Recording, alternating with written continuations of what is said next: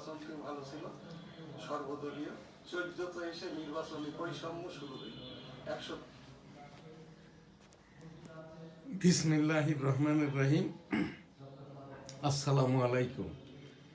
13তম জাতীয় সংসদ নির্বাচন 12ই ফেব্রুয়ারি 2026 অনুষ্ঠিত হবে।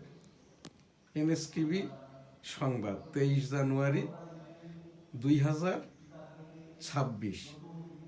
ইতিমধ্যে সকল কার্যক্রম সহ নির্বাচনী প্রচারণা 21 জানুয়ারি 2026 হতে শুরু হয়ে গেছে। আমি এম শাহজাহান আলী গোলদার, ডেমোক্রেটিক বাংলাদেশের president, national constituency 85, Jessore 1 সারসা Benapole হতে স্বতন্ত্র প্রার্থী হিসাবে টেবিল প্রতীক নিয়ে প্রতিদ্বন্দ্বিতা করছি। আমি 1971 সালে রণাঙ্গনের একজন মুক্তিযোদ্ধা, যুদ্ধাহত মুক্তিযোদ্ধা। আমার পিতা মরহুম হাজী মধুগুলদারও যুদ্ধাহত মুক্তিযোদ্ধা ছিলেন। মাতা মরহুমা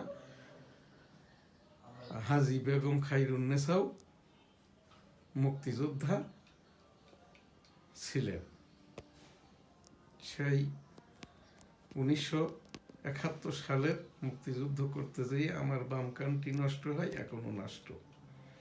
আমি একমাত্র এই যে আমার এই চ্যানেল NSTV.com, এখান থেকেই আর কি 13তম জাতীয় সংসদ নির্বাচন এবং গণভোটের ওপরে প্রচারটা করছি।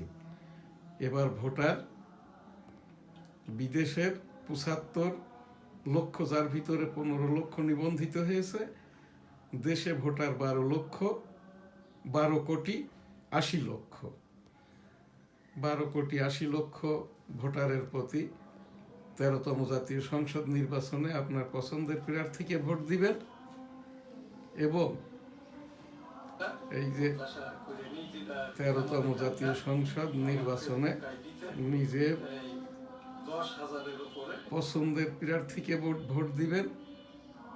সেই সাথে গণভোট, হানা ভোটে